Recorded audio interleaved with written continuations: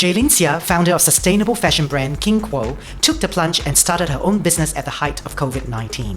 We find out how Jalene keeps herself mentally fit and focus on her journey to entrepreneurship, building a brand and setting herself up for success.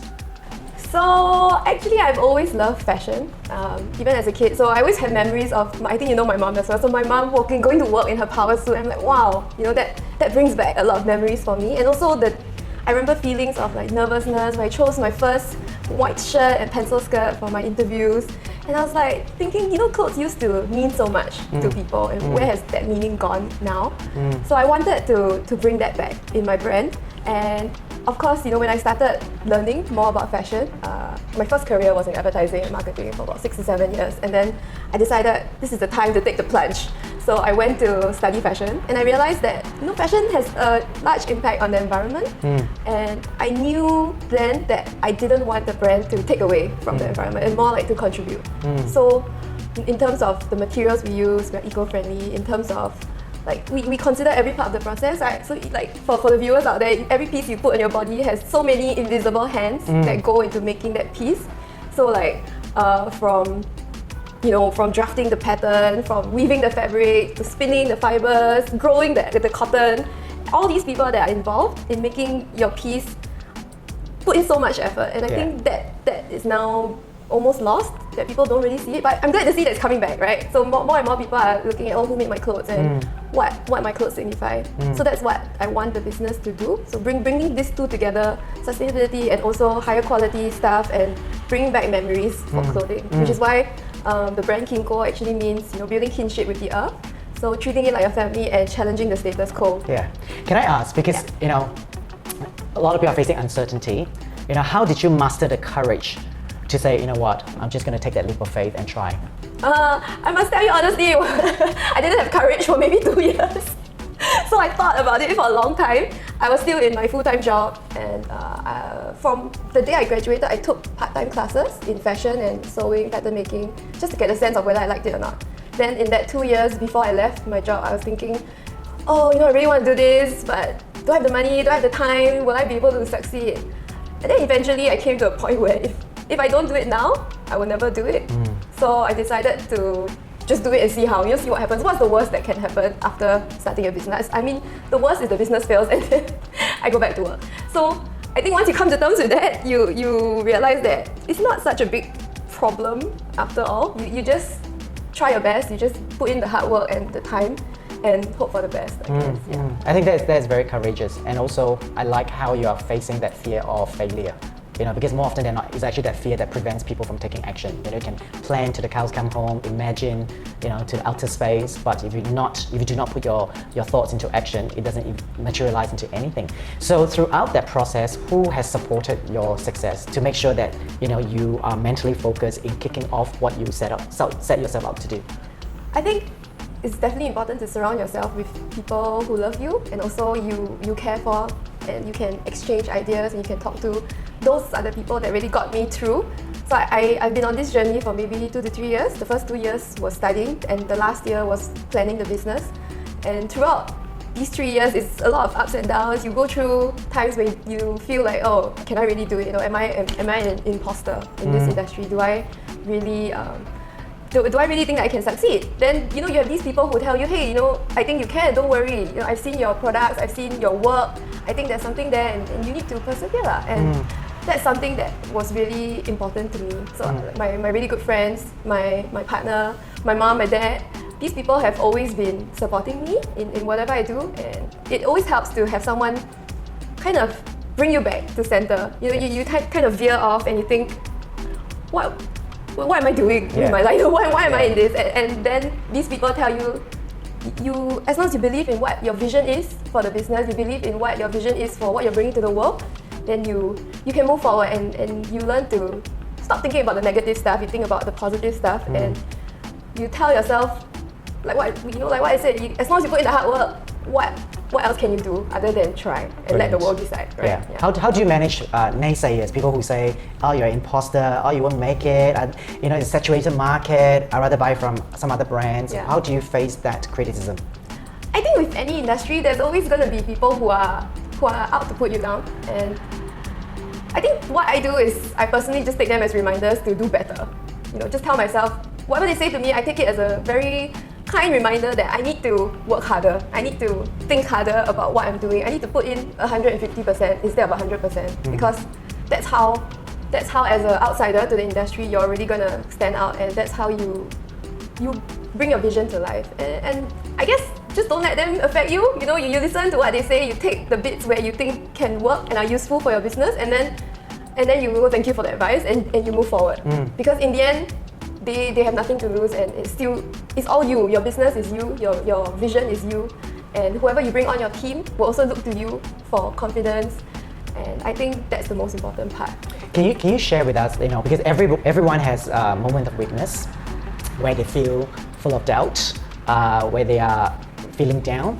So when you experience a moment like this where you are in doubt of what you do for your brand and your business, what is the one thing you do to make yourself feel better and to gain that confidence back?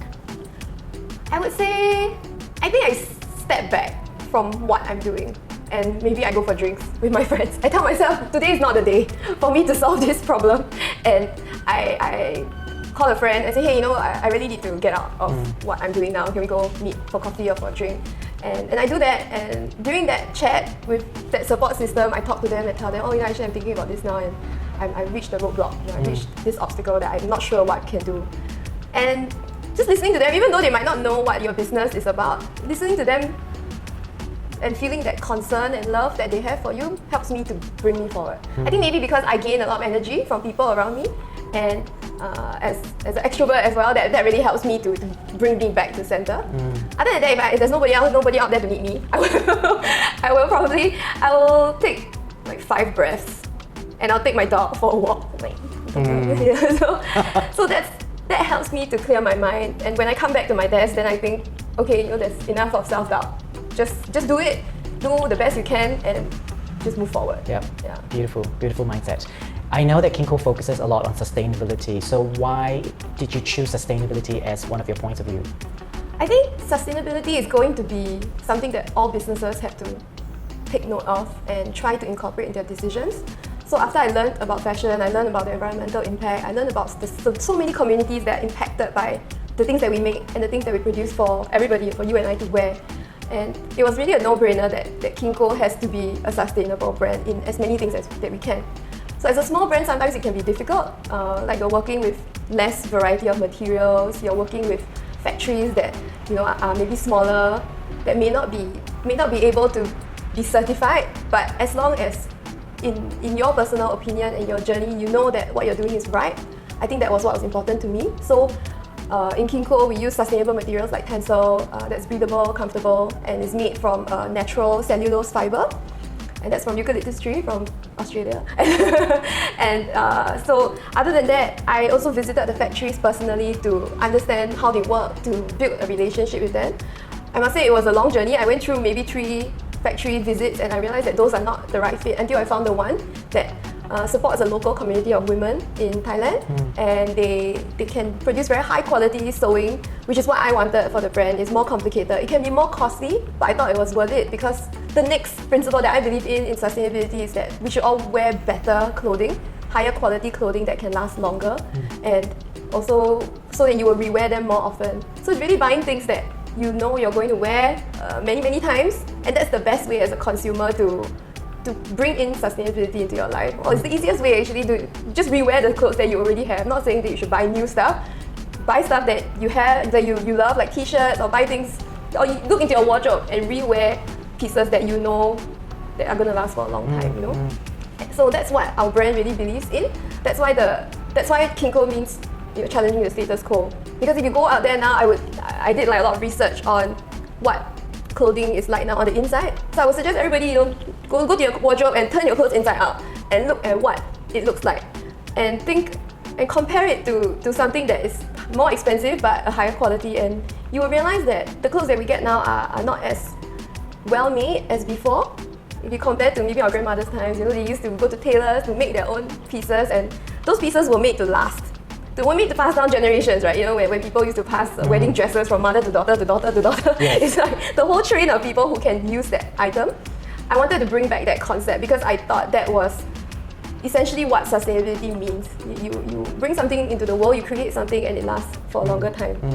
What advice would you give those people who are wanting to be entrepreneurs? They feel that they're not ready to take that leap of faith, they're full of doubt. What advice would you give them so that they have that boost of mental confidence? I would say don't rush into it.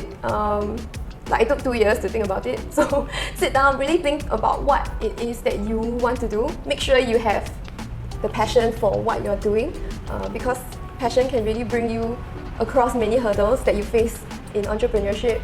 I'm still early in this journey, I would say, but at least I passed the first part where I launched my brand.